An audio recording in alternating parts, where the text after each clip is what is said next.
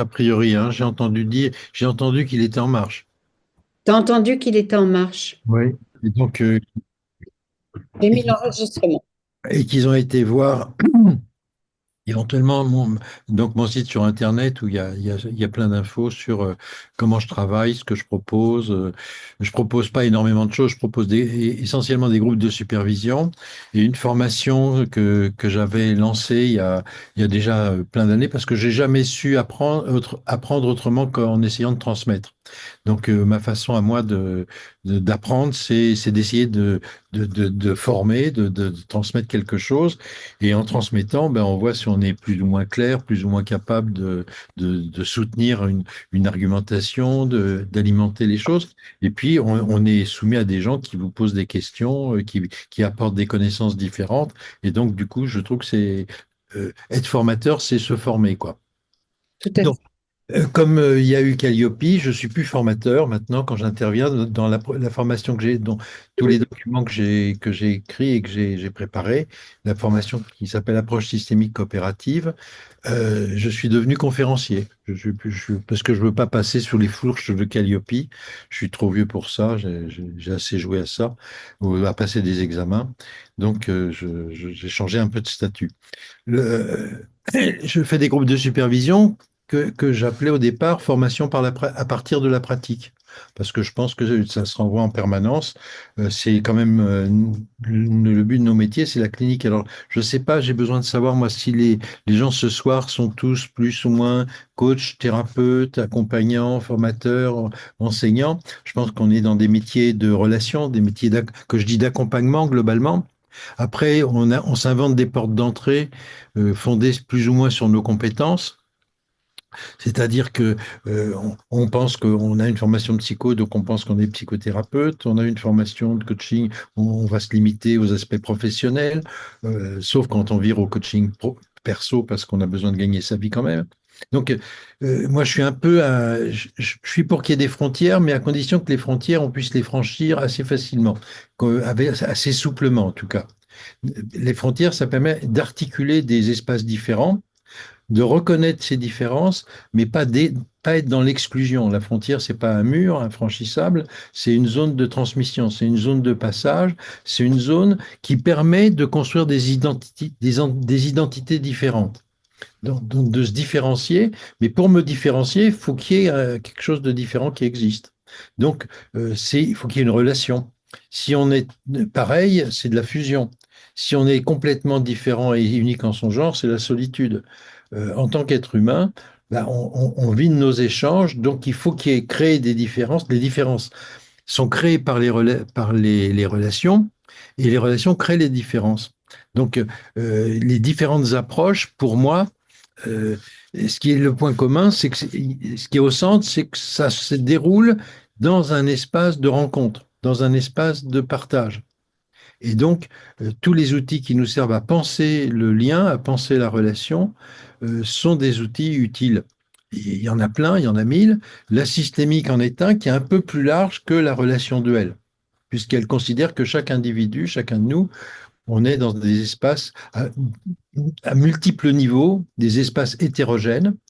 On existe en tant que personne dans des espaces qui sont à la fois professionnels, personnels, affectifs, sociaux, politiques, économiques, physiologiques, climatologiques même. Donc, a priori, on est toujours au centre d'une multitude d'espaces et comment on réalise notre existence en, en existant dans chacun de ces espaces. Et là, il y a des tensions entre un espace et un autre, entre l'espace pro, l'espace personnel, l'espace psychologique. Et de même qu'en chacun de nous, il y a un espace, il y a de la cognition, il y a une capacité à réfléchir, il y a un cerveau, il y a des tripes, il y a de l'émotion, il y a des sensations, puis il y a des actions, il y a de l'agir. Donc, on a trois logiques différentes dans le même espace corporel ou à partir du même espace corporel, et comment ces espaces à la fois se concilient et se heurtent les uns les autres. Voilà. Donc, je suis psychiatre de formation. Ça fait un petit bout de temps que je suis soi-disant retraité. et que je n'ai plus de clientèle. Je travaille uniquement en supervision, de l'accompagnement en supervision, et puis dans quelques formations, puis j'interviens, bah, comme ce soir, quand on me demande de venir d'expliquer deux, trois mots sur que je considère c'est un peu particulier, puisqu'il y a plein de courants différents d'approche systémique, et moi ce que j'insiste, c'est sur la coopération comme étant de la responsabilité de l'accompagnant. C'est à moi de créer un contexte qui soit un contexte qui permette la coopération, ce qui veut dire que c'est dans la façon dont j'accueille ce qu'on m'apporte que cet espace peut exister.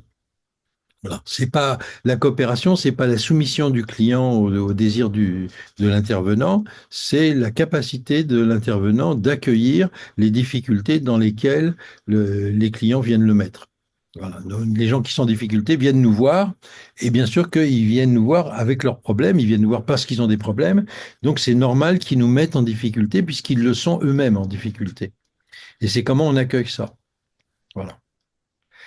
Voilà voilà un peu l'axe de travail dans lequel je suis depuis un petit bout de temps. Et j'avais des formations très différentes puisque j'étais formé en PNL par Josiane de Saint-Paul à l'IFPNL au tout démarrage. J'ai déjà assisté au démarrage, j'ai été invité à intervenir, à apporter aussi la petite touche systémique dès le début. Et l'approche orientée solution, j'ai été formé et je me suis formé en systémique avec Monil Caïm il y a, en 79, ça a commencé, donc ça remonte un petit peu loin. C'était le premier groupe de formation qu'il faisait à Paris. Voilà. S'il y a des questions ou des remarques particulières, je pense que je me suis assez appesanti sur mon CV pour qu'on passe à des choses, au thème peut-être de la soirée. À moins qu'il y ait une question d'abord ou d'autres informations que vous souhaitiez avoir. N'hésitez pas à rebrancher votre micro et à poser vos questions. Pas de questions? Une question sur la supervision, faut commencer en septembre. Tu fais, Moi, je fonctionne, vous êtes peut-être à l'éducation nationale, Valérie, non? Non, pas du tout. Non, pas du tout. Non, parce que moi, je commence sur l'année civile, je fonctionne sur l'année civile. Mais on peut prendre les groupes c'est des groupes de supervision, hein. Il y en a sur Paris, il y en a à Nîmes, puisque j'habite Nîmes. Euh, et puis, donc, il y en a un certain nombre. On me contacte, il faut regarder vos agendas. On s'engage il y a 9 séances par an d'une demi-journée. C'est des supervisions de groupe. Et il vaut mieux quand même savoir un petit peu comment je travaille avant de mettre les pieds là-dedans, parce que euh, j'ai mauvais caractère, faut le savoir. Je suis, je suis considéré comme assez désagréable, assez provocateur, assez chiant, disons le mot. Donc, vaut mieux faire attention avant de venir. Et donc, c'est pas mal aussi qu'on ait des concepts en commun. Donc, avoir ou lu un de mes bouquins ou suivi la formation approche systémique coopérative d'abord, c'est peut-être une précaution. Beaucoup de gens ont eu des formations à la systémique qui sont orientées stratégie, école de Palo Alto. Euh, c'est tout à fait intéressant, c'est tout à fait important. Mais pour moi, c'est juste un premier pas qui reste dans l'antichambre de la systémique. Parce que ça forme plutôt des experts stratèges qui analysent le système. Donc, on reste dans un modèle assez linéaire d'expertise, mais c'est des expertises du système. Puis après, on va intervenir sur ce système pour donner les bonnes préconisations ou les bonnes interventions qui vont l'amener à changer, que ça lui plaise ou non, parce qu'on a compris comment il fonctionnait. L'idée de la systémique, c'est qu'on fait partie du système à partir du moment où les gens viennent nous voir. Et donc, c'est à partir de ma vision, c'est à partir de moi-même que je vais être un élément qui influence le système, mais pas qui maîtrise le système. On n'est pas dans la maîtrise. On est dans la réciprocité d'une influence. Le système m'influence, je me laisse influencer et j'utilise ma capacité de l'influencer à mon tour pour éventuellement ouvrir des possibilités de changement. Ce qui n'est pas du tout la même chose que d'être un expert qui va le changer parce que je suis plus malin qu'eux. Voilà. Donc, pour moi, l'approche purement stratégique est une approche qui reste finalement, qui n'est pas encore vraiment systémique. On est vraiment systémicien quand on se situe comme étant un élément du système, c'est-à-dire que s'il ne change pas, c'est parce que ce que je fais participe au non-changement. Et c'est à partir de la réflexion que je peux avoir sur comment je participe au non-changement que je vais modifier mon attitude et mon comportement plutôt que d'essayer de les changer eux. Ce que j'essaye, c'est de mettre en route quelque chose qui va favoriser, ouvrir la possibilité pour eux de changer. Donc, surtout, apporter une vision un peu différente, quoi. Une autre manière de voir les choses dans l'alliance avec le système qui vient me voir. Voilà. Voilà dans quelle optique je me situe, dans quel courant j'essaye de travailler et de réfléchir. Donc les groupes, oui, il y a 9 groupes par an. On s'engage pour la totalité des groupes. On vient ou on vient pas, mais quand on s'est engagé, on s'est engagé. On peut prendre en cours d'année s'il y a de la place dans les groupes. Ils sont souvent, enfin, il y a quelques places, mais pas énormément. Ça se libère lentement.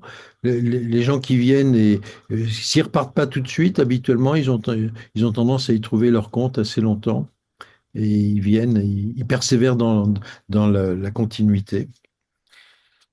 François, pour rebondir, puisque tu nous ouvres hein, la parole, euh, par rapport à ce que tu disais tout à l'heure, être en difficulté en tant que thérapeute, ça peut être, et si on a conscience de cela, ça peut être plutôt bon signe, parce Oui, que c'est le signe que la résonance entre la personne qu'on accompagne dans sa vie globalement et la relation entre le thérapeute et la personne accompagnée commence à être en résonance. Donc c'est plutôt bon signe, non? tout à fait, tout à fait. Si j'ai pas, à mon sens, quand les gens m'exposent un problème, une difficulté, si j'ai pas de difficulté, c'est que je suis dans une position où je sais ce qu'ils devraient faire et du coup, je reste à l'extérieur. Je suis un sachant et je vais leur expliquer ce qu'ils doivent faire pour aller mieux. Mais si je me laisse toucher par leurs difficultés, je suis avec eux dans la difficulté et c'est en prenant appui sur ma difficulté que je vais les accompagner. Je ne reste pas quelqu'un qui est à l'extérieur ils sont en train de se noyer, je leur dis apprenez à nager, quoi. Non, non, je plonge avec eux. Et pourquoi? Parce que je pars de l'idée simplement que je ne les connais pas, ces gens qui viennent me voir. Je sais pas leur histoire, je sais pas ce qui est important pour eux, je sais pas. Donc, il faut que je partage quelque chose avec eux, il faut que j'aille dans leur monde. Et le fait de me laisser toucher par leurs difficultés, à ma manière, parce que je me laisse pas toucher n'importe comment et par n'importe qui, mais je me laisse toucher d'une certaine façon. C'est une information sur le monde extérieur. Quand je reçois quelqu'un, en PNL, on apprend qu'il faut faire page blanche, mais il faut les laisser écrire sur la page, quoi. Il ne faut pas qu'elle reste blanche. Donc, c'est comme une plaque photographique. Je me laisse impressionner et je regarde l'image que ça fait en moi, la difficulté telle qu'il me la présente. Et je sais que cette image, il va falloir la retravailler. Je ne peux pas simplement me contenter d'être poussé par ce qu'il m'apporte. Il va falloir il y ait un travail d'élaboration de justement ce qui m'est apporté, ce que je suis invité à ressentir. Donc, je suis tout à fait d'accord avec toi. J'ai rien contre le fait qu'on soit pas en difficulté, tant mieux. Mais si on n'est pas en difficulté, c'est probablement qu'on a des idées assez claires sur ce qu'ils devraient faire et comment on va faire avec eux pour qu'ils le fassent. Donc, on n'est pas dans une recherche, on est simplement mais pourquoi pas? C'est une position d'expertise, c'est une position de formation, c'est une position de transmission. Et beaucoup de gens, je pense que la plupart des gens qui viennent nous voir et ils nous disent, je sais pas comment faire. Est-ce que vous avez une idée de qu'est-ce que je peux faire? Et si on leur dit, bah, est-ce que vous avez essayé ça? Essayez donc de faire comme ça. Peut-être que, bah, ils sont prêts à essayer, ils essayent. Et si ça marche, tout le monde est content. Voilà. On nous dit qu'il ne faut pas donner de conseils, mais c'est pas vrai. Beaucoup de gens viennent nous voir et ils nous demandent des conseils. L'illusion, c'est de croire que les conseils qu'on donne vont être suivis. La deuxième illusion, c'est de croire que les conseils qu'on donne sont nécessairement bons. Donc, mais on peut toujours à l'essai dire et ça, qu'est-ce que vous en pensez, quoi? Est-ce que ça pourrait aller? Donc, je suis d'accord avec toi. Donc là, justement, ce soir, je voulais me centrer essentiellement sur une chose. Je prévois quelque chose où il y ait plus d'échanges, hein. Je vais pas vous faire une conférence. Je peux vous dire que sur mon site, si vous allez voir la conférence J'ai fait une journée sur les émotions à Lyon il n'y a pas longtemps et j'ai mis un texte qui résume un peu les points essentiels que j'ai défendus sur cette idée de l'émotion. Donc, je ne vais pas vous réciter ça. Vous pouvez le lire, il y a 3 pages. C'est pas, voilà, vous regarderez ça éventuellement après. L'idée que j'ai pour cette soirée, c'est plutôt qu'on parle ensemble, on discute, on partage sur le fait de quelles, quelles émotions vous ont mis en difficulté dernièrement ou ces derniers temps, ou par rapport à un cas particulier, l'émotion, quelle place ça a pris? Et qu'est-ce que ça vous a, est-ce que ça vous a embarrassé, gêné, mis en difficulté, aidé au contraire, ou piégé, ou je sais pas. Mais voilà, ce qui m'intéresse, c'est qu'est-ce que vous faites de ce que vous ressentez quand vous recevez des patients, des clients, que on vous demande d'intervenir. euh, et l'émotion, ça peut être de l'embarras, ça peut être de la peur, ça peut être de la colère, ça peut être, je sais pas quoi, de la frustration, de l'irritation, ou au contraire de l'apitoiement, de la pitié, de l'empathie profonde. Donc, qu'est-ce que vous faites de ça et comment vous vous en servez? Il y a un petit chapitre dans mes idées qui est que nos ressentis, à partir du moment où je suis en situation professionnelle, mon ressenti doit devenir un outil. Il faut professionnaliser nos ressentis. Or, habituellement, ce qu'on nous dit, c'est plutôt une attitude extérieure de neutralité bienveillante qu'il faut avoir, mais à l'intérieur, c'est pas exactement ce qui se passe. Donc ce qui m'intéresse là ce soir, c'est qu'est-ce qui se passe à l'intérieur quand on est mis en difficulté ou qu'on se sent en difficulté et qu'est-ce qu'on en fait. Voilà. Donc, n'hésitez pas j'allais dire à mouiller le maillot, sur voilà, est-ce qu'il y a des émotions qui vous ont embarrassé ou qui vous ont mis, et puis on va essayer de voir comment on peut en faire un outil, et vraiment une ressource. L'idée de base dans ce que je propose en supervision, l'idée c'est comment faire de ma difficulté une ressource. Et nos difficultés, habituellement, elles sont pas que cognitives, elles s'inscrivent dans notre corps sous forme émotionnelle. Toutes les émotions qui collent pas avec le masque qu'on doit porter du thérapeute neutre et bienveillant. Écoute, François, je veux bien commencer Oui, si Marc. tu veux. J'ai reçu la semaine dernière pour la première consultation une femme de 52 ans qui vient pour un problème de logorrhée verbale. Elle t'a laissé en placer une? Et pas du tout, hein, comme tu le soupçonnes bien. Et donc, elle a manifesté ce symptôme clairement avec moi. Et je ressentais une oppression, un envahissement, un stress hein, dans mon corps. Et ça m'a alerté, quoi. Hein. Je suis passé comme en PNL d'explorer l'intention positive de cette logorrhée verbale. Et voilà, j'ai eu une pensée pour le mari. Et en effet, voilà, Un taiseux. Elle se plaint d'avoir un mari taiseux en plus. exactement, tu as tout compris. Et voilà, je lui ai suggéré de venir avec son mari la prochaine fois. Néanmoins, j'ai exploré l'intention positive, hein, comme on travaille en PNL, et bien sûr, elle a eu beaucoup de mal à mettre à jour l'intention positive. Et quand je lui ai posé une fois, 2 fois, 4 fois la question sans qu'elle trouve et que je lui ai suggéré quelque chose, à un moment donné, elle a été déstabilisée, elle a plus parlé. Et en fait, je lui ai proposé, est-ce que ça serait pas une manière d'être en relation et d'avoir de l'attention, d'avoir de la reconnaissance et de l'attention. Et à partir de ce moment-là, elle s'est tue. Elle était dans la confusion. Ah, mm. Et un autre rythme a commencé entre nous. Et toi, comment tu t'es senti à ce moment-là? Je me À suis partir senti beaucoup mieux. Beaucoup Oui, si elle, effectivement, si sa logorite oppresse, le fait qu'elle la ferme, c'est quand même plus confortable, mieux. Tout à fait. c'est sûr. Donc finalement, tu as utilisé, tu as pas dit qu'elle t'oppressait, mais Non. tu bon, Euh, travailler j'ai sur. failli le dire, j'ai failli le dire, mais c'était la première consultation. Ouais. Mais ouais. Mais en même J'ai temps, dit, les gens, quand ils viennent à la première consultation, ils viennent tout entiers. oui, Donc tout est là. Nous, on les connaît pas. Donc, on est face à l'inconnu, on est face à un monde nouveau, mais toutes les contradictions de ce monde sont sous nos yeux. Oui, Bon.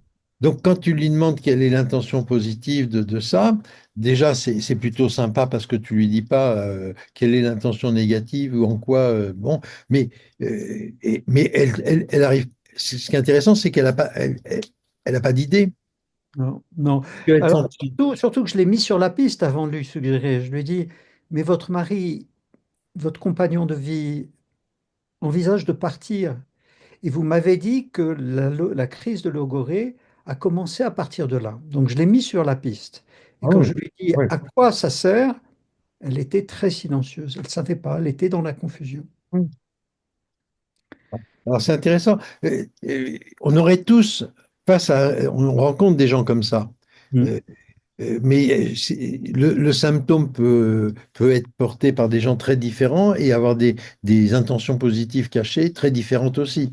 Bon. Oui, Le problème, c'est comment je vais m'intéresser à la singularité de cette situation et qu'est-ce que je fais de ce que je ressens. Alors moi, mon hypothèse, ce serait quand même que si tu te sens oppressé, c'est parce qu'elle est oppressée.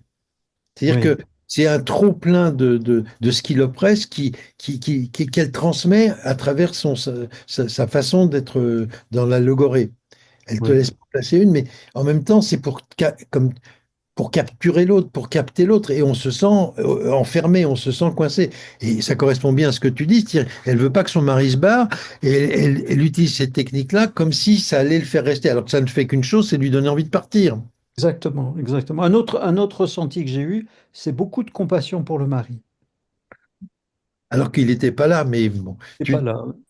tu t'es vite mis à sa place. Oui, Mais elle t'a traité, je pense, comme elle le traite, c'est-à-dire elle essaye l'enserrer, de lui mettre une espèce de cocon comme ça verbal pour l'empêcher d'aller vers la sortie, alors qu'elle se rend même pas compte que le moyen qu'elle emploie s'oppose au but qu'elle poursuit.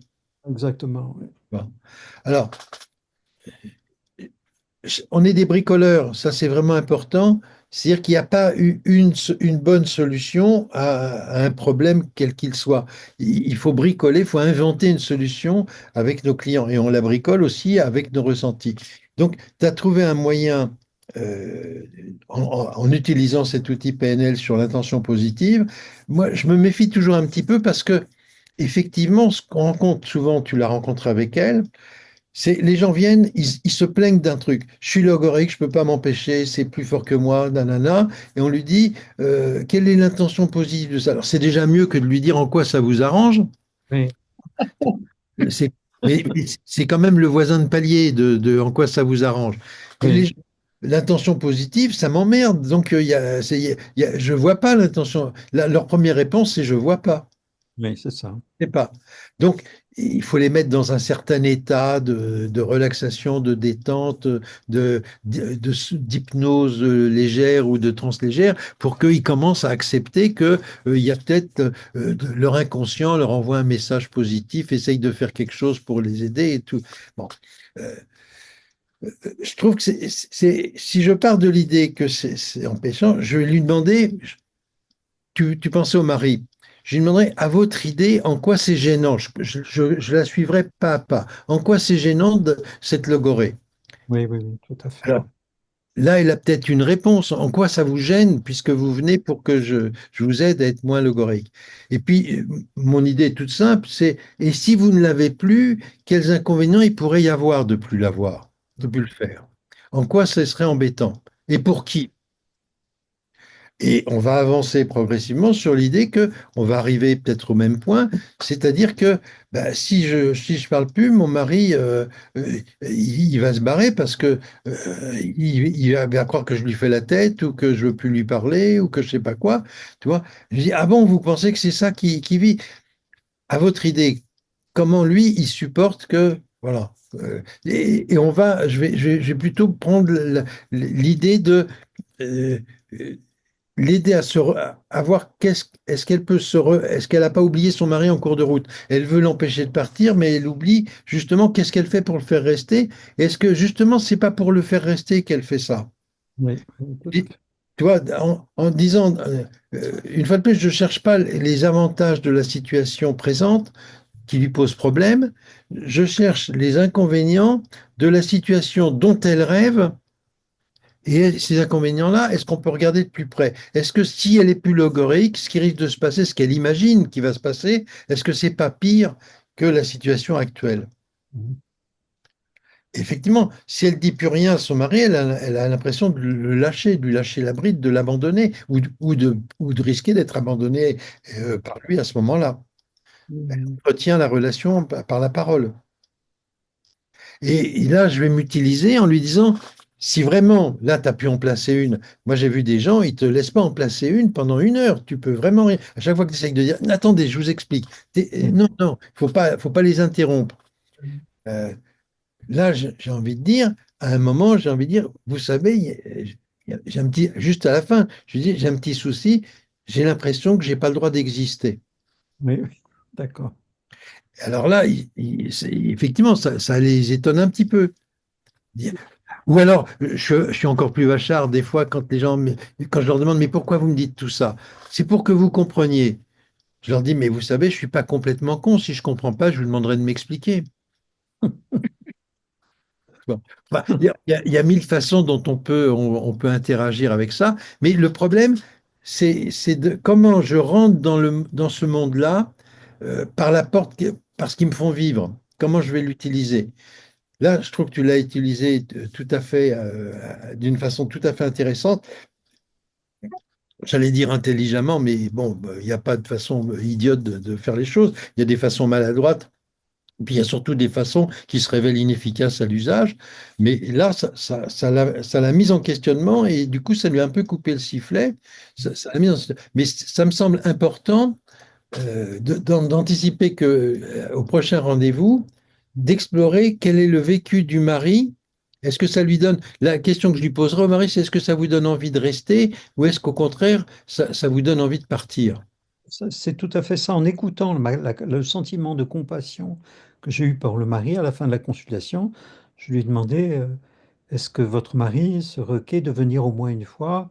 Parce que j'ai besoin d'entendre son point de vue par rapport à... Alors, ce qu'il faut, c'est quand même que vous ne fassiez pas une coalition des hommes contre cette pauvre femme qui, elle aussi, mérite beaucoup de compassion parce qu'elle est tellement en train de crever de trouille qu'il s'en aille, de se retrouver seule et malheureuse, il faut aussi avoir un petit peu de compassion. Pour une fois qu'il y en a une qui veut garder son homme, Oui,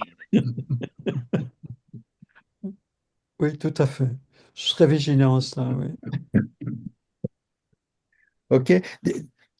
Donc, c'est une façon. Et alors, je trouve que c'est très intéressant que la soirée commence avec cet exemple-là, cette situation que tu nous proposes, parce qu'on voit bien comment ton malaise, tu as fait des choses qui n'étaient pas du tout des choses agressives. C'était pas de lui dire taisez-vous, écoutez-moi, vous êtes bavarde, c'est insupportable, c'est pénible, vous m'étouffez. Tu t'y es pris très professionnellement. Et en même temps, ça change quelque chose. La façon dont c'est remis en circulation change quelque chose chez elle et du coup change aussi quelque chose chez toi. Et Oui, le fait que ça t'apaise va te permettre d'être dans une relation beaucoup plus confortable alors que le contact au départ est un peu difficile. c'est vrai.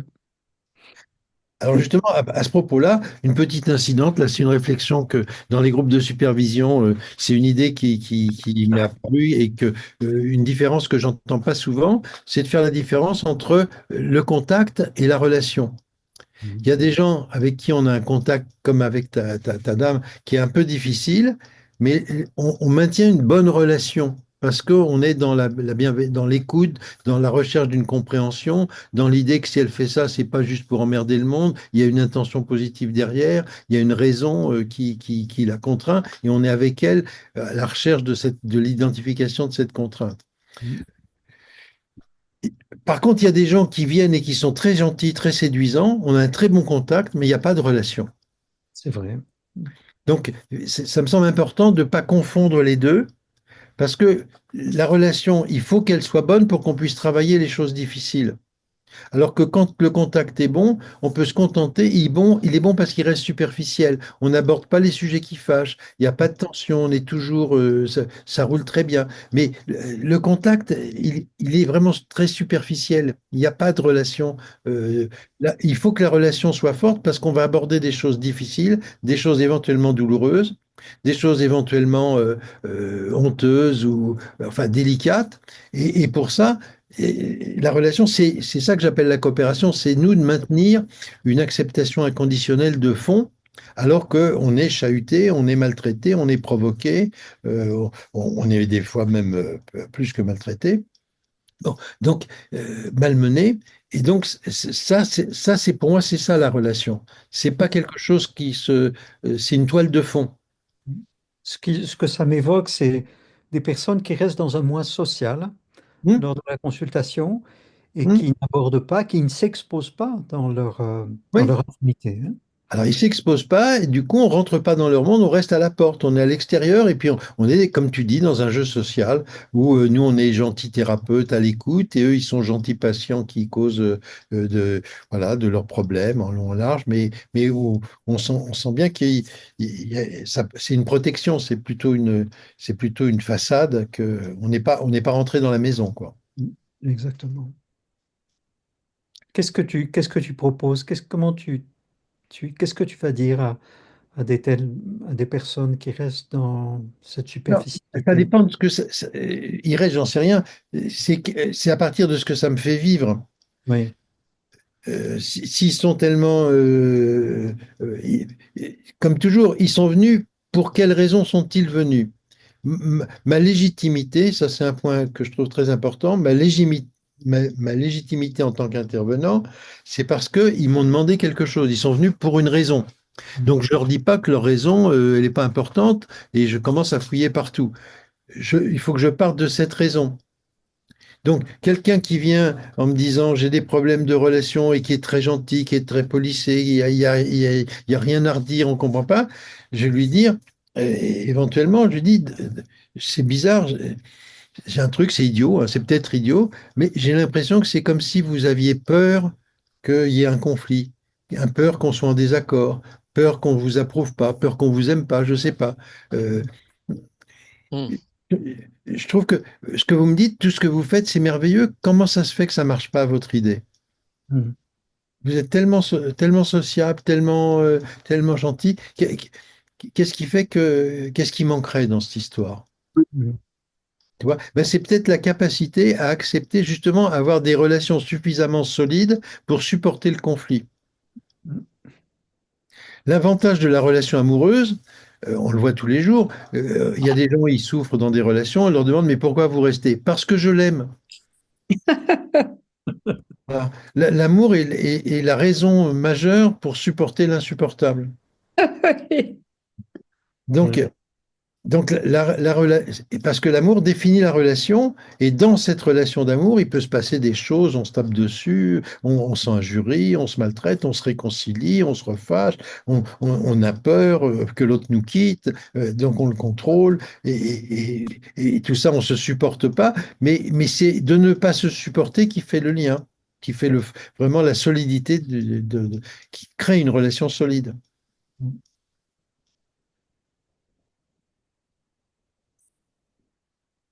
Je peux poser une question par rapport à ce qui vient d'être dit. C'est qui Bonsoir. qui parle? C'est qui parle? Dominique Félix, j'ai levé la Ah, main là d'accord. sur l'écran. Voilà. Mais parce qu'il y a Patrick qui veut après, qui a levé la main. Oui, dis. Euh, euh, alors, au cas amené par Marc, moi, ça m'a fait penser. Alors, je suis une grande adepte de Carl Rogers qui disait en gros que c'est important justement de partager avec ses clients ses ressentis. Oui, mais sauf que Carl Rogers, il avait que des bons ressentis.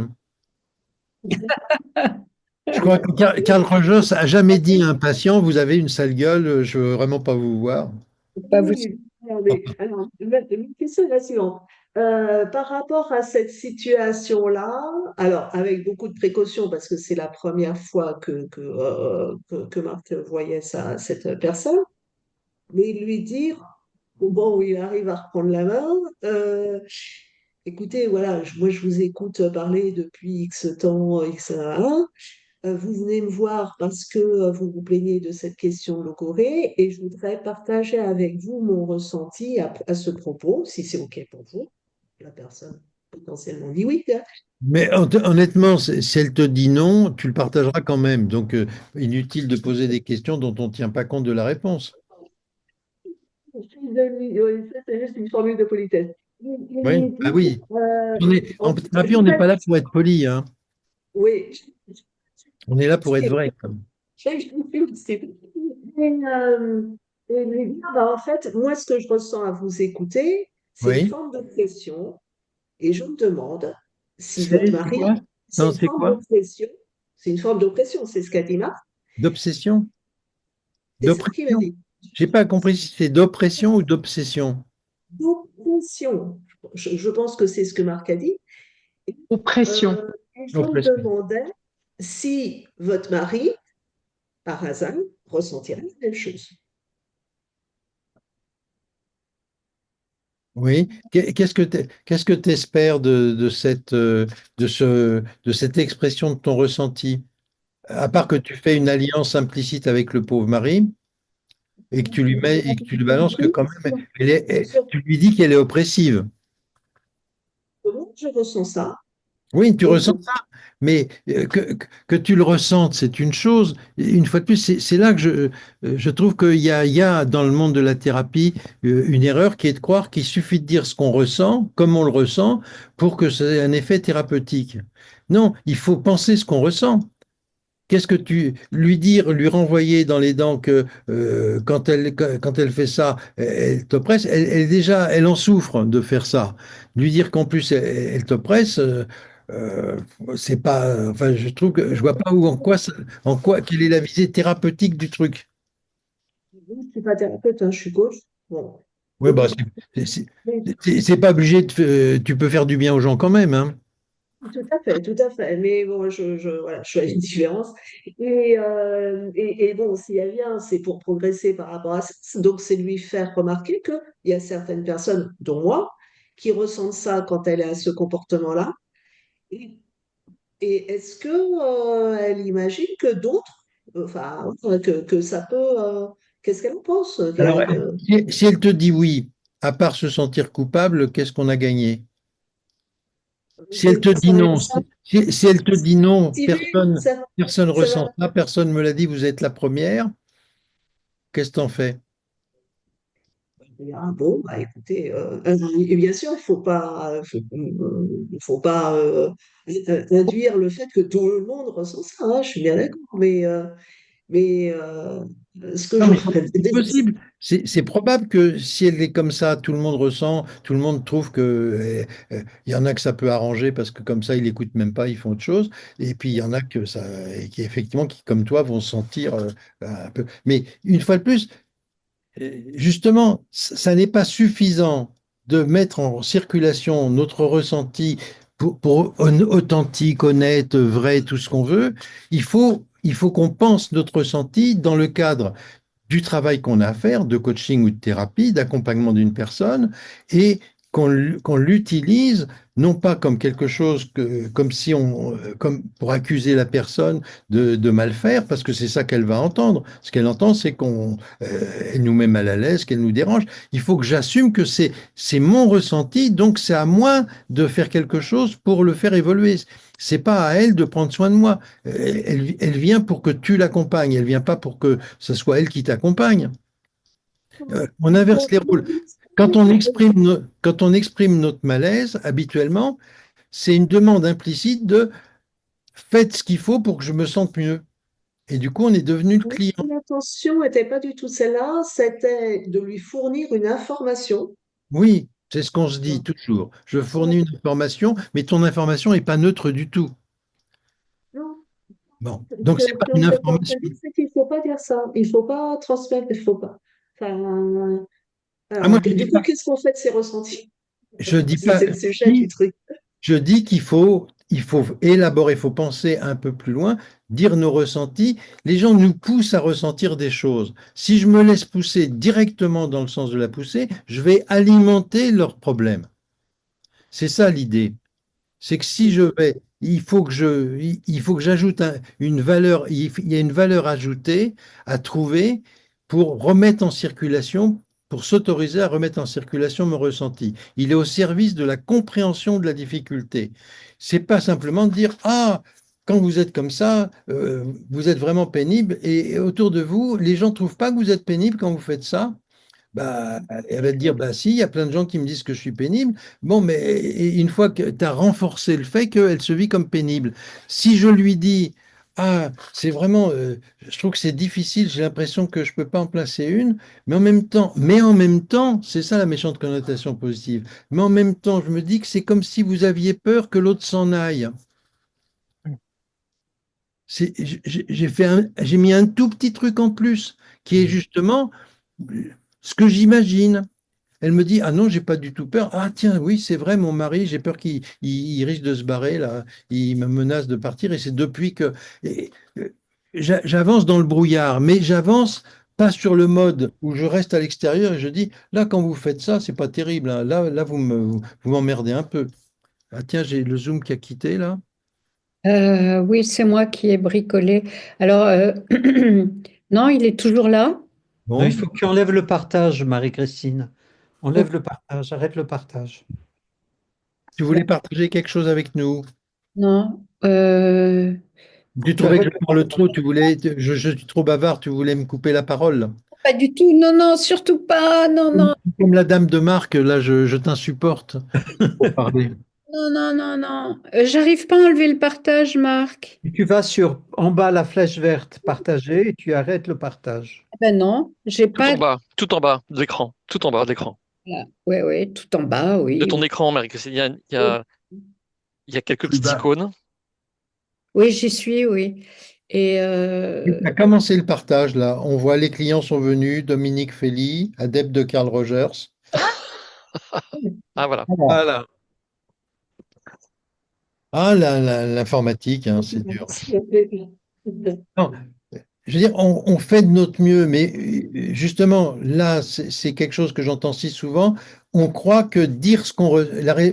beaucoup de gens, ils ont compris que la résonance, c'était dire ce qu'on ressentait comme on le ressentait. Et comme on est honnête et truc, l'honnêteté aurait une version magique, thérapeutique. Ça, c'est une information qui éclaire l'autre. Je crois pas du tout. Il faut qu'on pense. Il faut qu'on pense ce qu'on ressent. Vous verrez dans le petit texte que j'ai mis là, en résumé de la conférence que j'ai faite à Lyon là, sur les émotions, je cite une phrase de Louis Jouvet qui disait aux acteurs, il faut penser ce qu'on ressent. Nos ressentis, faut en plus y réfléchir. Il faut qu'il y ait de la réflexion en plus. Donc, il ne suffit pas de rebondir là, parce qu'ils appuient sur un truc, ah, vous me faites mal. Ben, oui, mais ce n'est pas suffisant. Faut que j'ai une idée de en quoi c'est important pour eux de me faire mal et en quoi ce mal m'apprend quelque chose sur le problème pour lequel ils viennent. Si je fais pas de lien entre le problème pour lequel ils viennent et ce que j'éprouve, j'éclaire que dalle. Je renforce, je vais simplement, ils me poussent dans une certaine direction et je me laisse pousser et je ne fais rien de plus que renforcer ce qu'ils disent déjà. Cette femme, elle a déjà une mauvaise opinion d'elle, elle a peur que son mari se barre, et si je lui dis que quand elle fait ça, elle m'oppresse, nécessairement, elle vérifie juste qu'elle est une mauvaise femme et qu'il a raison de se barrer, quoi, le mari. Alors, donc, je trouve que c'est important de ne pas justement répondre complètement dans le sens de la poussée. C'est vraiment de l'aïkido. Il y a une énergie qui vient de l'autre, qui est une énergie qui vient du problème. Comment je vais la prendre par la tangente et la remettre dans le circuit d'une façon qui soit recevable. Donc c'est pas, c'est un effort de réflexion, mais c'est pas très, c'est moins fatigant que de s'opposer frontalement, quoi. Oui, Patrick. Alors, je vais raconter un coaching que j'ai fait il y a très très très longtemps. Alors, ça va peut-être ressembler un petit peu à ce qu'a dit Dominique. C'est Tu t'en es un... pas remis alors? Comment? Tu t'en es pas remis? Si, si, j'en suis remis, si. Si, très bien. Si, si. Et en fait, c'est un manager qui est venu me voir. C'était la deuxième ou la troisième séance. Il est venu me voir en me disant, Patrick, vraiment, ma réunion s'est très mal passée. et je comprends pas pourquoi. Et à ce moment-là, je lui ai demandé de m'expliquer pourquoi cette réunion s'était pas bien passée. Il m'a raconté. Et il y a eu aussi un peu de logorée verbale pendant une demi-heure. Et j'ai vraiment senti à la fois de la fatigue et un peu une envie de m'endormir, en fait, tellement c'était absolument pas intéressant. Et donc, je lui ai dit, écoute, vraiment là, ça fait une demi-heure que tu parles, et là, j'ai vraiment envie de m'endormir. Mais je lui ai posé la question derrière, en quoi ce que moi je ressens, c'est en relation avec la situation que tu as vécue pendant ta situation de management. Et là, il a fait le lien, et il m'a dit quelque chose qui est, ah oui, effectivement, je prends conscience de ça, en fait. J'ai dû être très chiant pendant cette réunion-là. Voilà. Et après, j'ai dû dire quelque chose du style, OK, comment tu peux faire la prochaine fois pour que ça soit différent? Exactement. Alors, Voilà. on voit, c'est un exemple que donnait Moni El-Kaïm très souvent. Vous l'avez, ceux qui l'ont entendu, l'ont déjà entendu parce qu'à chaque fois, il le donnait. Et c'était marrant cette histoire-là. Il raconte, Moni, c'était quelqu'un de très chaleureux, très accueillant, très empathique. Et il reçoit un nouveau patient. Et le type est à peine rentré que vraiment il trouve que le mec il a une tête à claque, quoi. On a envie on a envie de le claquer. Et Moni, avant que le gars ait parlé, il s'assoit. Moni se penche très gentiment vers lui et lui dit, il se passe un truc bizarre, faut que je vous dise. J'aime bien recevoir de nouveaux patients, mais vous, dès que je vous ai vu, je me suis senti furieux contre vous. Mais il lui dit très gentiment, il dit, je me suis senti furieux. Je comprends pas pourquoi. Est-ce que vous pouvez m'expliquer pourquoi je me sens furieux contre vous? Vous m'avez rien fait. Et le gars lui dit, mais c'est pour ça que je viens, tout le monde est toujours furieux après moi. Excellent. Donc, mais ce qui est intéressant, c'est qu'il lui dit, il se met pas en colère contre lui, il lui dit très gentiment qu'il est furieux. Hum, Donc, hum, hum. c'est ce petit décalage-là entre ce que je ressens au premier degré et ce que j'en fais dans la relation, c'est ça qui est le travail qu'on a à faire. C'est pas s'il avait dit oh, je suis furieux contre vous, non, non, c'est un mystère. Et l'idée de la résonance, c'est ce que je ressens. La clé qui me permet de comprendre ce que je ressens n'est peut-être pas chez moi, elle est peut-être chez l'autre. Mais pour l'instant, je ne sais pas exactement ce qu'elle est. Moi, il provoque quelque chose chez moi, mais pourquoi il a besoin de provoquer ça? En quoi c'est important pour lui, même à l'insu de son plein gré? Alors, je peux l'informer de ça, mais comment justement, comme c'est une information plutôt désagréable que j'ai à lui donner, c'est quand même qu'il est assez pénible, qu'il a une sale gueule, que je sais pas quoi, qu'il me fatigue et tout ça. Comment je le mets en circulation d'une manière qui soit recevable? Là, dans l'exemple que tu donnes, Patrick, c'est pareil. Tu lui dis pas, ah bah tu sais, t'es chiant, j'ai envie de dormir. Tu fais tout de suite un lien en disant, j'ai envie de dormir, mais est-ce que toi, tu fais un lien? Toi, t'as pas la réponse, mais tu lui poses la question, est-ce que toi, tu fais un lien avec ce qui se passe avec le problème pour lequel tu viens? Hum. Et là, ça le met en réflexion parce que je suis avec lui, avec mon ressenti, qui effectivement est à ce moment-là une information qu'il peut traiter. Si Oui. je lui dis simplement, tu sais, tu m'endors, tu me fais chier, ben, il va partir et il va te dire, bah, je te laisse dormir, je ne veux pas t'embêter plus longtemps. Donc, Hum, hum. le- ce, tra- ce- ce pas de plus qu'on doit faire pour remettre cette émotion au service du travail qu'on a à faire d'élucidation d'un mystère, c'est pourquoi cette personne dit qu'elle veut se débarrasser d'un problème alors que ce qu'elle fait entretient le problème. C'est le mystère auquel on est confronté. Les gens viennent, mais pourquoi ils ont besoin qu'on les aide à faire ce qu'ils ont envie de faire? Hum. Ça veut dire ça veut dire c'est par accord. Ce qu'ils font et ce qu'ils obtiennent est par accord. Donc c'est normal que ce qu'ils vont nous faire et ce qu'on va vivre ne soit pas raccord non plus.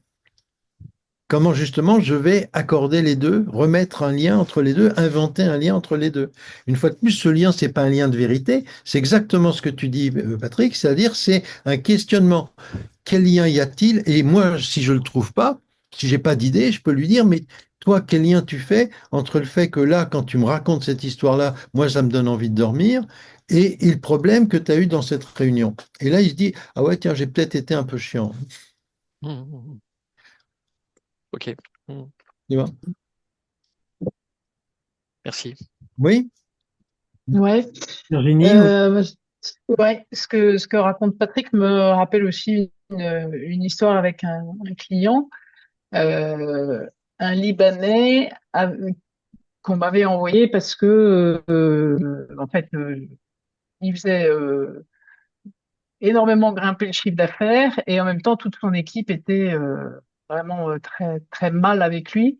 Et donc, le secrétaire général se disait, je vais quand même pas le virer comme on me demande, mais voilà, peut-être ce serait bien qu'il fasse un petit coaching. Et en fait, moi, j'avais Il vraiment était de peur. mauvaise mousse. Comment? Il était de mauvaise mousse, non? Enfin bon, non. Ok. Euh, et au bout d'un certain temps, je lui ai dit, écoutez, faut que je vous partage quelque chose. J'ai j'ai assez peur. En fait, j'avais très très peur de commencer le coaching avec vous. Enfin, je l'ai pris. Je suis contente qu'on ait commencé, mais je me suis demandé si peut-être vos collaborateurs avaient peur de vous. Et en fait, il y a eu quelques secondes de silence et il a fondu en larmes. Et il m'a dit, mais j'ai pas l'intention, j'ai pas envie d'être méchant. Oui, mais c'est là justement Et on a un espace de réflexion parce que quand les gens ils font on est tous pareils. Quand on fait quelque chose, on le fait parce qu'on pense que c'est bien de le faire. Comment il disait Aristote, nul ne fait le mal volontairement. On essaye de bien faire les choses. Mais quand le résultat n'est pas là, on s'obstine parce que on voit, on lit nos actes avec la lampe de poche de nos intentions. J'ai l'intention de, donc ça devrait normalement produire ce dont j'ai l'intention. Et on ne se rend pas compte qu'en réalité, nos comportements sont toujours interprétés par les gens de l'autre côté. Alors, quand ils n'interprètent pas trop de traviole, ça nous convient, on croit qu'on a été compris. En réalité, oui, c'est eux qui ont compris ce qu'ils voulaient, ce qui les arrangeait, et ils s'en sont bien arrangés. Mais notre comportement nous échappe toujours totalement. Habituellement, il y a un effort de compréhension de part et d'autre, donc on fait un effort pour s'exprimer le plus clairement possible. Le problème, c'est quand on croit qu'on s'est exprimé clairement, on croit qu'on va être compris clairement, mais pas du tout. Il y a toujours un filtre, il y a toujours une nécessité, ne serait-ce que pourquoi, c'est l'histoire classique du fou, là. Quelqu'un lui dit bonjour et l'autre lui dit mais pourquoi, qu'est-ce qu'il veut? Pourquoi il me dit bonjour, quoi? Quelle est l'intention derrière? J'en sais rien. Il est peut-être simplement poli, il est peut-être simplement, voilà. Donc, les intentions et les émotions ne se voient pas. Ce qu'on voit, c'est des comportements qui sont censés exprimer ses pensées, ses émotions. Dans notre non-verbal, il y a plein de choses qui nous échappent, que les autres décryptent ou auxquelles ils sont tout à fait sensibles. Et nous aussi, pareil. Mais par contre, on ne voit jamais, les intentions des gens, on ne les voit pas. Les émotions des gens, on ne les voit pas. Ce qu'on voit, c'est les manifestations corporelles de ce travail interne. Et il y a nécessairement un travail de mise en forme du côté de l'émetteur et un travail de décryptage et d'interprétation du côté du récepteur. C'est pas, donc il y a toujours du bruit sur la ligne, si je puis dire. S'il n'y en a pas dans l'émission, il y en a dans la réception. Et alors, il y en a des deux côtés. On dit des choses sans se rendre compte de ce qu'on dit. Donc, on fait des choses en croyant bien faire, et puis moi je dis toujours, je mets au défi qui que ce soit de me dire quelque chose que je prendrais pas mal si j'ai envie de le prendre mal. Quoi qu'on me dise. Il y avait un petit article d'analyse transactionnelle marrant qui a été écrit il y a longtemps dans les AAT qui s'appelait 52 manières de ne pas recevoir un compliment. Ça veut dire qu'il y a quand même il y a de la marge. Un compliment, on peut l'interpréter de plein de façons pour pas rentrer dans la relation et pas le recevoir vraiment. Donc, il y a une fois de plus, cet écart est irréductible. Donc, il faut renoncer à l'idée que ce qu'on fait, même si on peaufine notre intervention, il faut la faire pour savoir ce qu'elle va donner, parce que c'est l'autre qui va s'en emparer, l'utiliser, et en même temps, ben, il en fera peut-être pas du tout ce qu'on veut, mais des fois, les gens font des choses bien meilleures que ce qu'on pouvait espérer. ah, mais il en a fait de l'or, hein. Oui, Il en a fait de l'or de cette intervention-là. J'étais un peu surprise d'avoir réussi à lui sortir ça. Et en fait, il ben a dit à oui. ses collaborateurs, je crois que j'ai cascadé sur vous tout ce qu'on me demandait depuis des années et que j'ai dû vous maltraiter. Je vais avoir besoin de votre aide. Oui, mais tu vois, Parce c'est que, intéressant parce que tu as utilisé ta peur, mais tu l'as mise en circulation que quand tu as senti que la relation, tu pouvais le faire sans que ça soit une rupture du lien. Donc, dire, et c'est intéressant parler au passé. Au début, quand vous êtes venu, j'avais peur de. Donc, Mm. du coup, ça mettait une certaine distance et ça lui a permis d'entendre ça parce que c'était pas, si tu étais de la tremblante de peur, terrorisée par lui, d'abord, tu n'aurais pas pu le dire, tu aurais eu juste des manifestations pour que surtout qu'il ne s'approche pas et qu'il ne vienne pas, pour qu'il se barre le plus vite possible. Et du coup, je trouve que c'est intéressant de voir que ce travail émotionnel, il faut qu'il y ait un temps, ça nécessite du temps aussi. Si on est simplement dans la réaction immédiate, je sens ça et je te dis ce que je ressens comme ça, il y avait un gestaltiste, comment il s'appelait? Son nom n'est pas, qui avait une méthode, lui, c'était assez particulier, mais il exprimait ses ressentis au fur et à mesure, mais pas au niveau de l'émotion, au niveau corporel. C'est-à-dire, quelqu'un lui parlait, il l'écoutait, il lui disait, ah, j'ai une tension dans l'épaule gauche. Ah, là, ça me démange au niveau du pied. Tu vois. Donc, il se contentait de dire son vécu, mais le plus physiologique possible, alors que l'autre était en train de parler de sa mère, de son père, de ses histoires de famille et tout. Et lui, il utilisait son corps uniquement comme un outil à charge pour le patient d'interpréter ce que ça pouvait signifier que d'avoir une douleur dans l'épaule ou une démangeaison dans le pied, quoi. Donc, c'est un peu spécial, c'est un peu surréaliste, je trouve, comme méthode. Mais bon, pourquoi pas. Là, je trouve l'intérêt, c'est d'accueillir un ressenti et de le remettre en circulation que quand on pense qu'il va être au service du boulot qu'on a à faire. On est dans un cadre d'accompagnement, donc on a un devoir, je dirais, une obligation d'en faire un outil de travail. Pas simplement de croire que parce qu'on l'exprime, on se soulage et hop, c'est bien. Merci pour cet exemple. Moi, je veux bien enchaîner. J'avais une question. C'est pas un cas spécifique, mais dans mes différents accompagnements, enfin, à la lumière de mes différents accompagnements, je me pose la question de savoir si je peux ressentir une émotion que je ne vis pas. Ça voudrait dire quoi? Ça voudrait dire, par exemple, au moment d'accompagner un client, ressentir purement sa tristesse, ou à partir du moment où je ressens sa tristesse, est-ce que cette tristesse devient mienne? Bah, tu peux pas ressentir sa tristesse. Si tu dis que tu ressens sa tristesse, tu ressens de la tristesse dont tu penses que c'est la même que la sienne. Mais on ne ressent pas les choses, on n'est pas dans le corps de l'autre. Ou Donc, alors, tu peux imaginer que lui ressent de la tristesse. hmm, Si toi, tu ressens de la tristesse, alors c'est un abus de langage, c'est une identification. Je ressens de la tristesse quand je me mets à sa place. Mais comment tu sais que lui ressens de la tristesse? Qu'est-ce que ça provoque, sa tristesse? Qu'est-ce qu'elle provoque chez toi? Ou tu ressens de la tristesse à sa place, ou tu ressens de la tristesse avec lui. Les émotions, elles sont aussi symétriques, c'est-à-dire on est dans le même mood, soit elles sont complémentaires, c'est-à-dire qu'on ressent quelque chose que notre client, notre patient ne ressent pas, mais qu'il nous fait ressentir.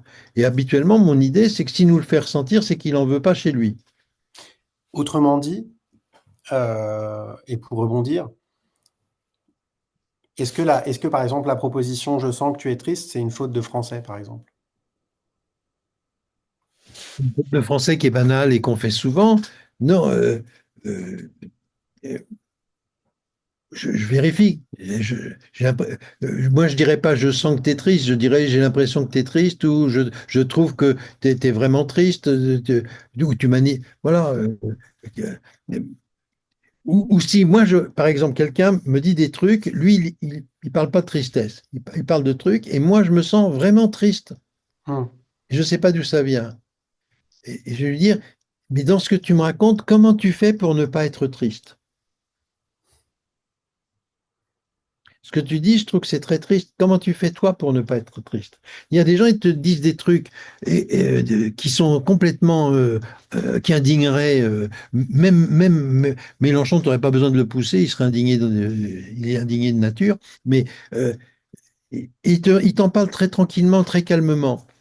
Et toi, tu boues parce que tu te dis, ce qu'il te raconte, c'est d'une injustice insupportable, c'est vraiment un truc, bon, t'es révolté, mais t'es révolté, et pas lui. Alors que c'est lui qui te raconte une situation qui mérite ça. Je vais pas dire aux gens, je suis révolté. Je vais dire, comment tu fais pour pas être révolté face à une telle injustice? Je m'intéresse à la disparition de l'émotion parce qu'elle est réapparue chez moi, mais elle n'est pas chez l'autre.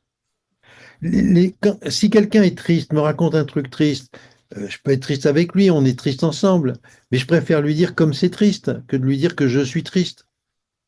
Hmm. Je vais pas lui piquer son émotion, je vais le rejoindre dans cette émotion. Si je suis triste alors que lui, il n'est pas du tout, là, c'est quand même c'est une autre situation.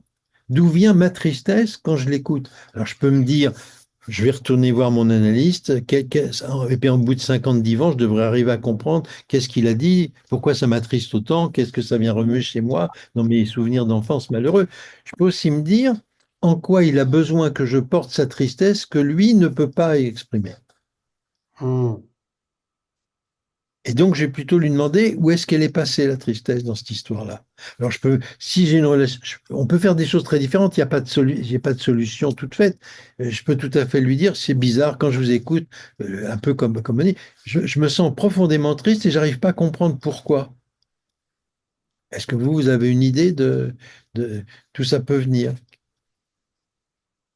Donc, une fois de plus, c'est comment je le mets au service du boulot que j'ai à faire, d'accompagner la personne. Et c'est un boulot où je suis participant, et en particulier émotionnellement. Donc, je Hmm. ne peux pas simplement remettre mes émotions sur la table et puis dire démerdez-vous avec, quoi. Il faut que je bosse un petit peu, faut que je les socialise, il faut que je les thérapeutise, si je peux dire. Je les rende un peu meilleurs. Hmm.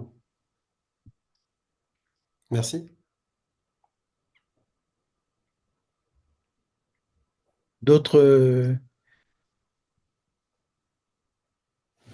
D'autres exemples d'émotions qui vous mettent en difficulté ou de situations dans lesquelles, euh, profitez-en si c'est actuel, ça serait intéressant de voir qu'est-ce qu'on peut en faire dans les situations concrètes. Là, on a des exemples de situations qui ont été dépassées, mais dans le bon sens du terme, qui ont été franchies.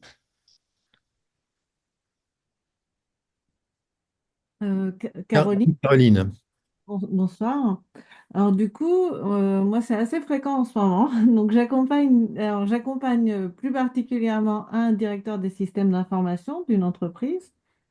Et je suis quelqu'un d'assez pushy, d'assez rapide, etc.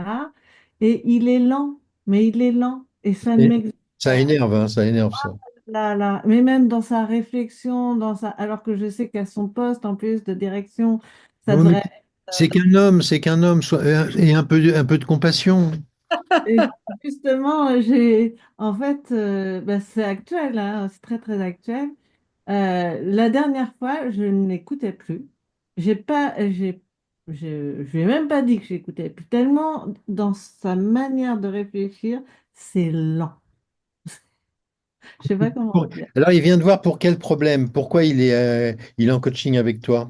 Alors, il est en coaching parce que, en fait, dans le comité de direction, il s'est un peu près mis tout le monde à dos. Il est techniquement bon, mais il a pas du tout un bon relationnel. Voilà. Il a tendance à être un peu à penser qu'il est tout seul en fait. Voilà. Et il ne s'est pas embarqué. Il a un très mauvais niveau de communication au sens de enfin, d'être conscient de ce qu'il dit ou de ce qu'il fait quand il fait. Voilà. Enfin, il est surtout pas conscient de ce que ça fait aux autres. Ah bah, clairement, ça, il n'est pas conscient. Il n'est pas non plus très conscient de l'émotion qu'il habite au moment où lui, il s'exprime, etc. non plus.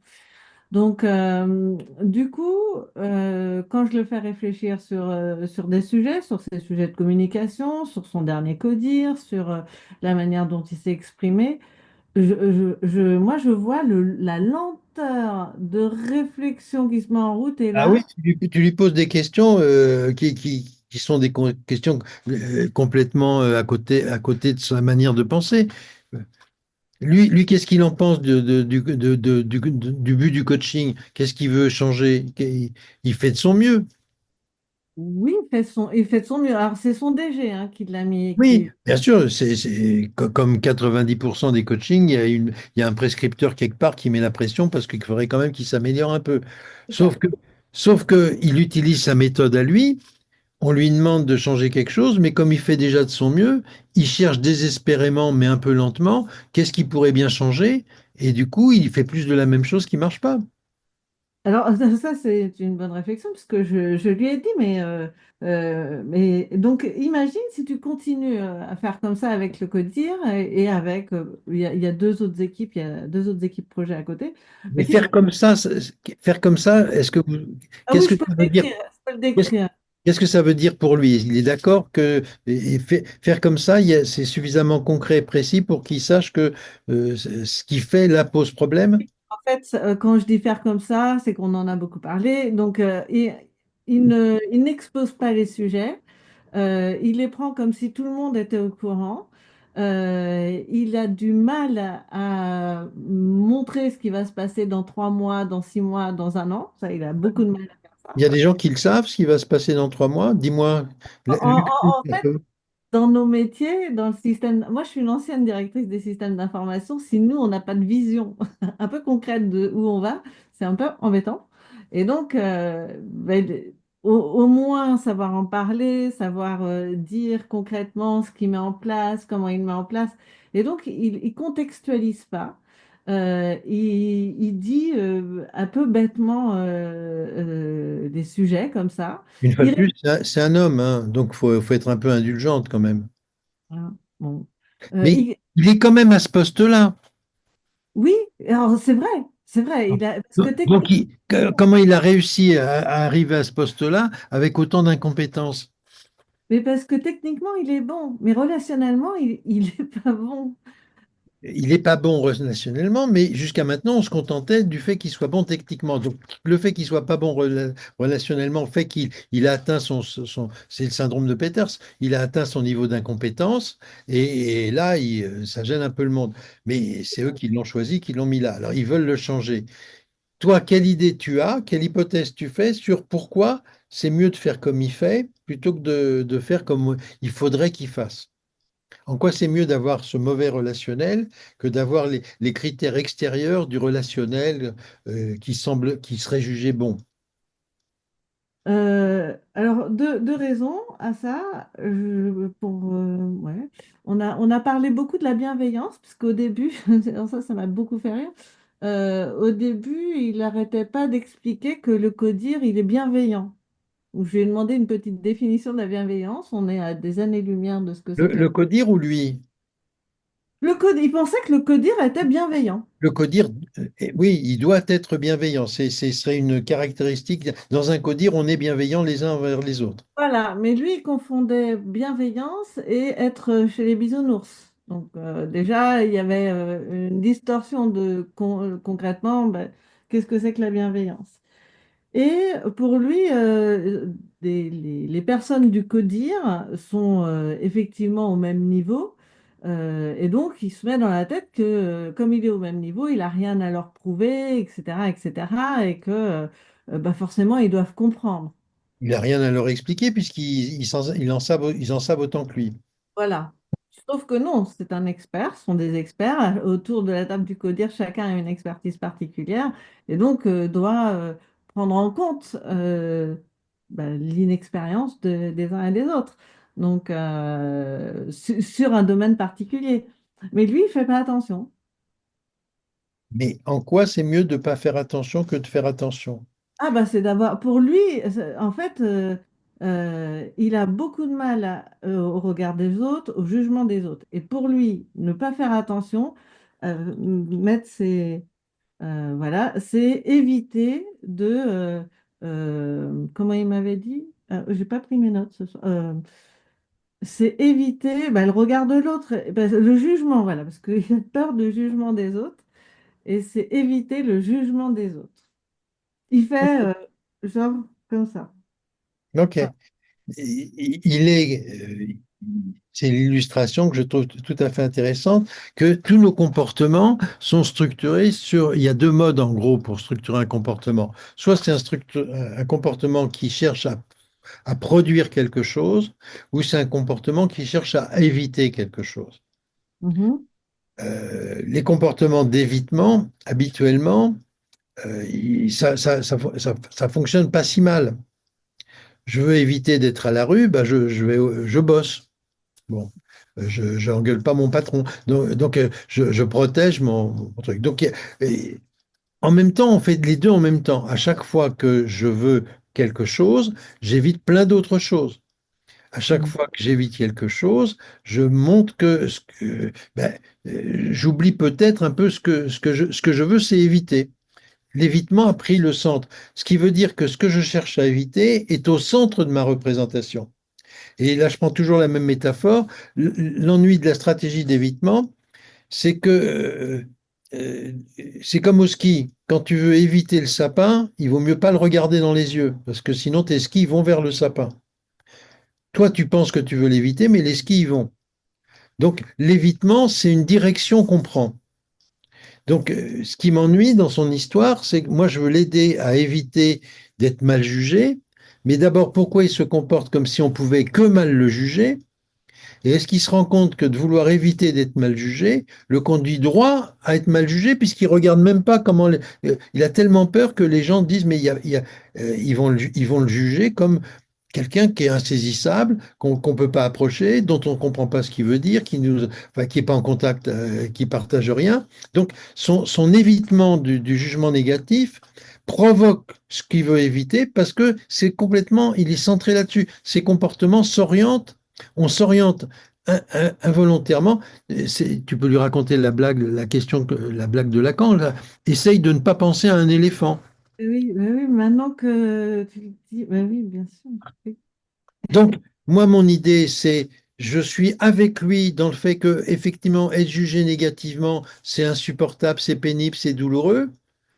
Mais pour éviter ça, à part ne pas exister, c'est quand même difficile. Il y a toujours.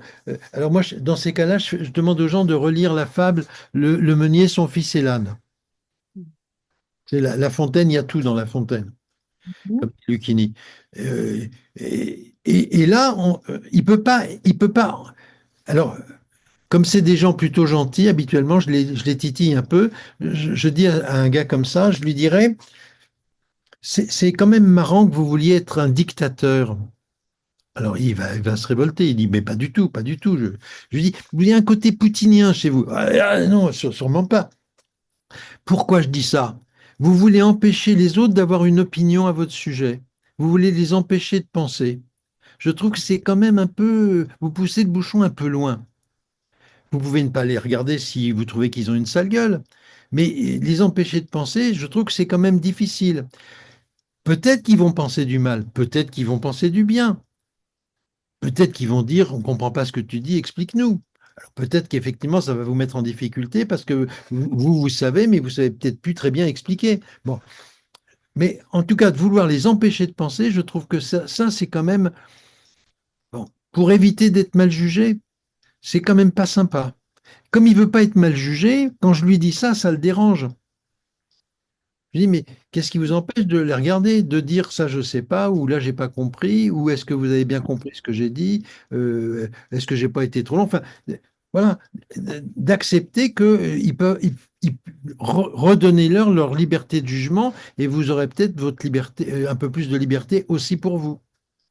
Mais tant que ce qui est le plus important, c'est surtout ne pas échapper à tout jugement, contrôler ben, la seule chose que vous pouvez provoquer, c'est des jugements négatifs parce que ça se contrôle facilement.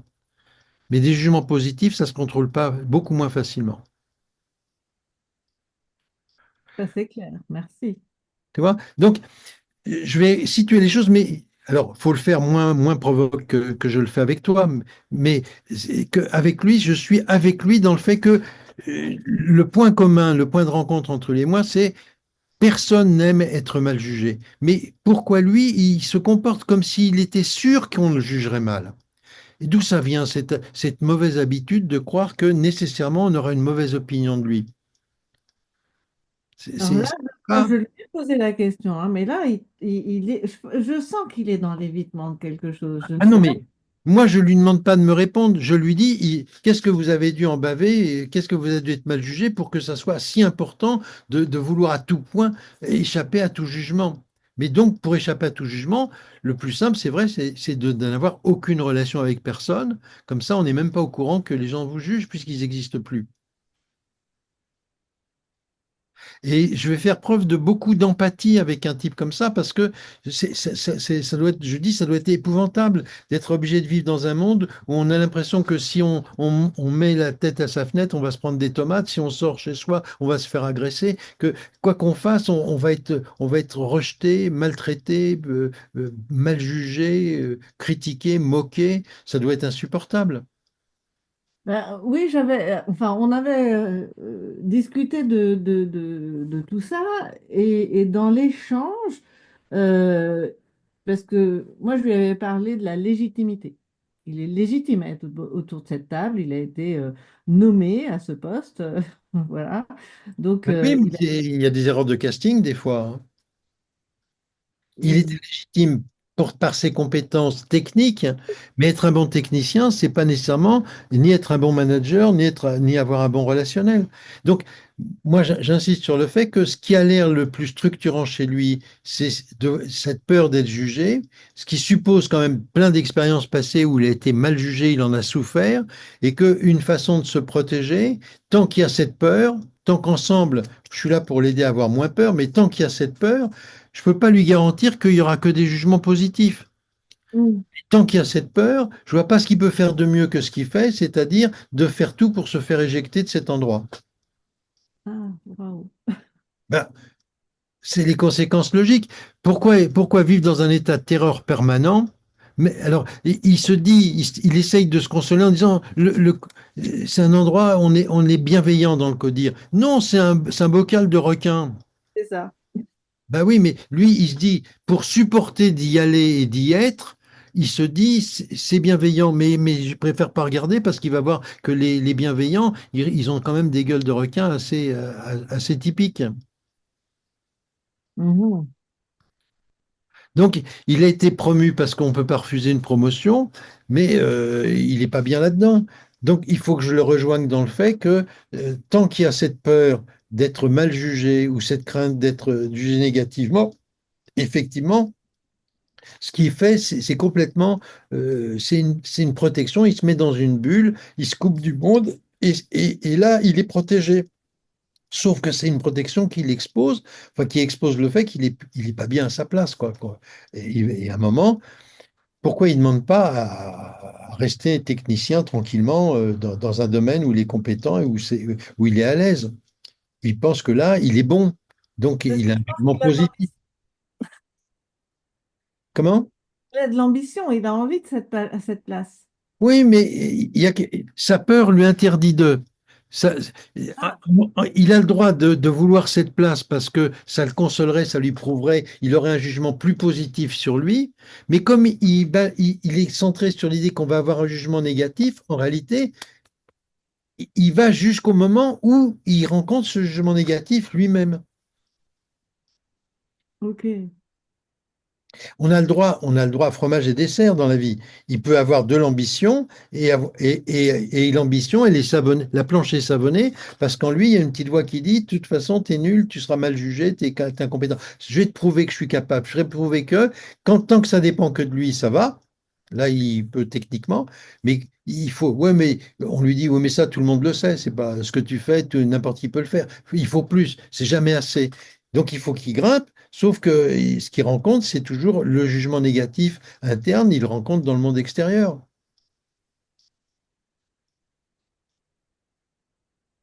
Mais toi, tu dois être de son côté, pas du côté qui le tire vers le mieux, du côté qui est qu'est-ce qui vous empêche de. Et ce qui l'empêche de, c'est cette peur d'être mal jugé qui contrôle tout son comportement, qui l'oblige à s'enfermer dans cette bulle. Tant qu'il y a cette peur, comment on va faire, et je suis avec lui toujours, comment on va faire pour que cette peur, vous ne vous laissiez pas emmerder par elle. Je ne sais pas si tu connais le concept d'externalisation sur lequel Michael White, dans l'approche narrative, insiste, mais je veux dire, euh, Milton Erickson le faisait déjà, séparer le problème et la personne. Donc je vais séparer la peur et le bonhomme, et je dis, tant que c'est la peur qui commande, je vois pas comment vous pouvez oser regarder les autres en face, interagir avec eux, accepter qu'ils vous fassent des critiques ou qu'ils vous disent de ça. Bon, je vois pas comment vous pouvez faire tant que c'est la peur qui est aux manettes. Et la peur, ça le ralentit. Il veut pas dire une connerie, il veut pas dire un truc, une phrase trop rapide qui lui échapperait, donc il faut qu'il contrôle tout ça. Et du coup, tout ce qu'il manifeste est sous le contrôle de la peur. Oui, oui, ok. Mais c'est beaucoup plus clair maintenant. Et c'est vrai que du coup, ça me... Très souvent, quand on arrête de pacifier les choses, elles deviennent claires. C'est vrai, mais surtout, je pense que c'était mon propre niveau de jugement et mon inconfort vis-à-vis de sa lenteur à exprimer certaines choses. Mais il te pousse à avoir un mauvais jugement sur lui. Donc, comment tu peux, puisque c'est ce qu'il veut éviter à tout prix, donc il le provoque. Tu vois, il y a des gens, ils ont des stratégies d'évitement efficaces parce qu'ils ont trouvé des moyens de s'accrocher à quelque chose. Quand tu veux éviter de tomber à ski, tu te donnes des conseils sur appuie-toi sur ton bâton, fais gaffe à ce qui avale. Si tu dis ne tombe pas, ne tombe pas, ne tombe pas, tu finis par te casser la gueule. Oui. C'est pas parce que tu donnes des bons conseils que tu tomberas pas. Mais ça Mhm. diminue quand même le truc parce que tu peux te raccrocher à quelque chose qui produit le fait d'avancer. Le but de skier, c'est pas de ne pas tomber, c'est d'avancer, c'est de glisser. Bon. Donc, euh, mais comme on fait toujours les deux en même temps, qu'est-ce qui l'emporte? L'évitement ou la réalisation de quelque chose? Là, chez lui, c'est franchement l'évitement qui l'emporte. Donc, comment je vais le rejoindre dans le fait que tant que la peur est si puissante, il n'y a pas à espérer d'amélioration de truc. Il ne peut pas, surtout que s'il monte, il entraînera des jalousies, donc des jugements négatifs, donc il va attirer les regards, les jaloux vont chercher le moindre défaut de la cuirasse, les gens trouveront toujours quelque chose à lui reprocher. Tant qu'il n'est pas prêt à supporter que les autres aient une opinion négative, il ne peut pas défendre son beefsteak. Il est obligé de se cacher dans sa bulle, de s'enfermer dans son multidiscours lent, tu vois. Yes. Donc Je vois très bien. ton émotion, elle te met sur la piste. Quand il est énervant, irritant, il te pousse à avoir une mauvaise opinion de lui, un mauvais jugement sur lui, à vouloir le changer, donc à lui dire vous êtes mauvais comme vous êtes. Alors que je peux le rejoindre dans, ah oui, c'est pénible, c'est douloureux, mais tant que la peur est aux commandes, qu'est-ce que vous pouvez faire de mieux? Comment je peux vous aider à avoir moins peur? Pas comment je peux vous aider à vous exposer au jugement des autres, puisque c'est ce que vous voulez éviter. Oui, Stéphanie veut dire quelque chose, mais elle n'a pas mis son micro. Merci. Non, je dis juste paradoxe, c'est tout. Comment? Je disais juste paradoxe, quoi, voilà. Je Alors veux pour moi, dire paradoxe. on dit paradoxe, mais c'est pas, c'est les seuls paradoxes que je reconnais, c'est les paradoxes existentiels, c'est-à-dire qu'on est contradictoire. Je veux une chose et je veux autre chose, et les deux se télescopent. Je veux être, j'ai de l'ambition, je veux être reconnu et tout, mais j'ai tellement l'idée que je vais être mal jugé que en réalité, mon ambition, qu'est-ce qui l'emporte? Ben, ce qui l'emporte pour l'instant, c'est la peur d'être mal jugé. Donc c'est une contradiction. Pour moi, c'est pas un paradoxe c'est pas un paradoxe logique. C'est pas le paradoxe du menteur ou des trucs comme ça. C'est une contradiction normale parce qu'on est tous pareils. On veut des choses et il y a des choses qu'on veut pas. Et on essaye de combiner dans notre chemin de vie un équilibre entre ce qu'on veut et ce qu'on veut pas. Quand on veut quelque chose, ça nous occupe suffisamment pour éviter plein d'autres choses. Ceux qui sont centrés surtout sur ne pas ça, finalement, ça bouffe leur vie complètement. Le type qui pense qu'il ne veut pas ou la femme qui ne veut pas que son mari le quitte, elle fait tout à son insu pour nourrir l'envie de la quitter. Parce que Sa peur, c'est qu'il. Mais c'est l'angoisse. Donc, a priori, c'est l'angoisse qui mène la danse.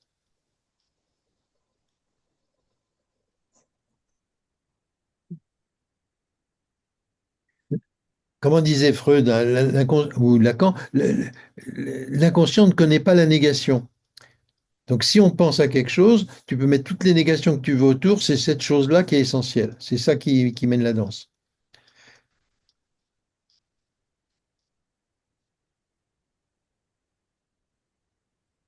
OK? Très bien, merci. Merci Donc, beaucoup. donc, vous voyez, nos émotions, c'est une vraie richesse, mais à condition il faut quand même les cultiver, mais pas simplement brut de décoffrage. Il faut vraiment en faire un outil de réflexion en lien avec le problème que la personne nous présente. Comment je vais relier ce que je ressens pour éclairer la situation dans laquelle il est il y a un effort de compréhension à faire. Si je comprends de travers, c'est pas grave, à condition que ce soit pas critique, blessant et humiliant. Mais que ce soit, il y a un effort d'empathie, il y a un effort, j'essaye d'être dans son monde où il y a une telle peur du jugement, si je me mets dans cette peau-là, ben, j'en arrive à faire comme lui. Je préfère pas regarder les gens parce que j'ai peur de voir un regard critique. Je fais gaffe à ce que je dis parce que j'ai peur que la moindre parole soit reprise. Je m'enferme dans mon monde et j'essaye de couper le contact parce que le contact est trop douloureux. Et à partir de cette compréhension qui est construite sur une certaine empathie, je peux en même temps lui dire, en même temps pour les autres qui essayent d'être en contact avec vous, qu'est-ce que ça doit être perturbant, qu'est-ce que ça doit être énervant, qu'est-ce que ça doit vraiment les emmerder. Eux, ils cherchent le contact et ils ont l'impression d'avoir une savonnette qui fuit. Ça doit être pénible. Donc, je peux dire des choses très contradictoires qui sont pas que gentilles, mais qui un effort de compréhension de la souffrance dans laquelle il est et dans laquelle, sans s'en rendre compte, il peut aussi mettre les autres. Élargir un peu le champ de vision, quoi. Mais il faut qu'il y ait un centre à ce champ de vision. Et là, dans ton cas, moi, ce que je mettrais au centre, c'est la peur du jugement. Surtout que c'est très central chez lui, très très central. Ah oui. Donc, il y a pas à se fatiguer à inventer midi à 14 heures. Il suffit d'utiliser ce qu'il apporte. Mm. Mais être avec lui plutôt que d'essayer de le sortir de là, quoi. Oui, oui. Joindre à l'intérieur, quoi. Et du coup, il est moins seul, il est plus isolé. Et on peut commencer à parler de la peur, de sa honte, de ses hontes, de ses craintes, il peut raconter des souvenirs de comment ça s'est mis en place, et puis qu'est-ce qu'il pourrait faire de différent, et en quoi ça va être difficile, parce que la peur, elle va pas, elle va le tirer par les pieds, elle va le guetter, et donc il fera les choses maladroitement, et il les fera, il va s'attirer des critiques, parce qu'il n'aura pas l'aisance, la tranquillité, l'habilité qu'on a quand, pendant 30 ans, on n'avait pas peur et on allait vers les gens. Donc, je suis avec lui face à la difficulté d'apprendre des choses, de mettre en place de nouvelles habitudes, alors que la peur, elle veut pas le lâcher. Elle a essayé de le protéger. L'évitement, c'est un comportement de protection. Quand tu mets les doigts dans la prise, tu comprends très vite qu'il faut pas recommencer. Et habituellement, les gens évitent. Je sais pas pourquoi, mais je connais personne qui, l'ayant fait, se disent tous les jours, ah, il faut pas que j'oublie de mettre les doigts dans la prise, quoi. Mais du coup, on fait autre chose. Mais lui, il est fixé, il est absorbé par cet évitement. Il est fasciné par ça. Oui, non mais l'idée de l'arbre et des skis, c'est très très clair. Hein. C'est S'il a fait du ski, il peut comprendre. S'il n'en a pas fait, il faut trouver autre chose, quoi. il en a fait. OK. Ok, mais merci, c'est très très clair. Donc l'idée, bon, allez voir sur mon site là, sur le petit topo sur les idées générales, parce que je trouve qu'il y a plein d'idées qu'on peut critiquables sur les émotions, qui sont véhiculées, qui sont un peu la doxa, et puis, bah voilà, j'espère que vous repartirez de cette conversation euh, avec des envies d'aller plus loin, d'avancer sur cette idée de comment rendre utile nos émotions, comment en faire quelque chose, un outil de travail, quoi. OK? Et, On doit être dans les temps, hein, je crois, c'est ça? Ouais, Des oui, prévu à 8 heures. oui, oui. Quel timing, grâce à vous. Merci beaucoup, beaucoup. Des cas sur mesure. Oh là là, du sur-mesure. Merci à vous tous de votre Génial. participation. Je redoute toujours un peu les zooms. On est face à un Merci, écran là, Christian. c'est pas très sympa, c'est pas très marrant. Et là, c'était ça, c'était interactif et c'était agréable qu'on soit dans l'échange. Oui, vraiment participatif. C'était très sympa. Merci beaucoup, Merci beaucoup, François. Merci beaucoup. Merci à vous tous. Super. Merci à tous. Bonne soirée. Merci, bonne soirée. Ah. Au revoir. Merci. Merci, Au merci. revoir. À bientôt, dans un mois. Ok. Au revoir Marie-Christine. Au revoir, à bientôt, Michel. Bonsoir Marie-Christine. Bonsoir, Paul. À bientôt. Bonsoir à tout le monde. Au revoir, Stéphane. Merci pour ta fidélité incroyable. Oui, mais c'est passionnant, Marie-Christine, Ouais. c'est passionnant. C'est toujours passionnant. Ouais, c'est super. Ouais. Voilà. Bonne soirée à tous, merci. Bonne soirée. Bye Merci bye. encore pour tout. Bonne soirée. Bye.